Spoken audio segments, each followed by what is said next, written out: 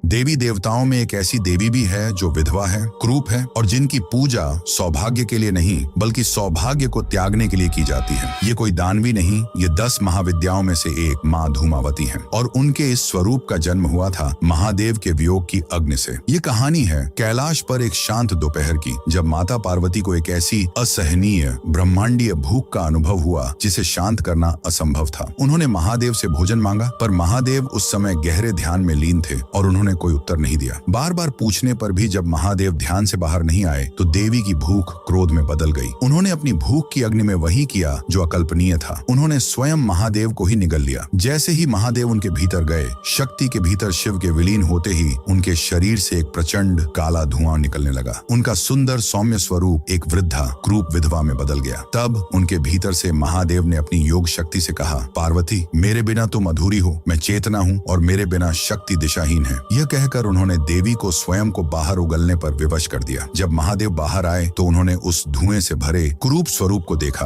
उन्होंने कहा, जिस पति को तुमने अपनी भूख में निगल लिया, आज से तुम उसी के वियोग में एक विधवा का स्वरूप धारण करोगी। तुम संसार के हर त्याग, हर अभाव और हर सूनेपन का प्रतीक बनोगी। तुम धूमावती कहलाओगी। पर यह कोई श्राप नहीं था, ये एक भूमिका थी। माँ धूमावती उस शून्य का प्रतीक है जो सृष्टि से पहले था और प्रलय के बाद रहेगा। वे उस परम सत्य की प्रतीक हैं कि जब संसार का हर मोह, हर बंधन, हर सौंदर्य नष्ट हो जाता है, तब भी चेतना अकेली रह जाती है। वे हमें सिखाती हैं कि सबसे गहरे दुहक और हानि में भी एक दिव्य शक्ति छिपी होती है, वैराग्य की शक्ति। उनकी पूजा धन या सौंदर्य के लिए नहीं बल्कि हर बंधन से मुक्त होने के लिए की जाती है। उस आदि शक्ति के हर स्वरूप के सम्मान में, चाहे वह सौम्य हो या प्रचंड, कमेंट्स में जय माता दी अवश्य लिखें।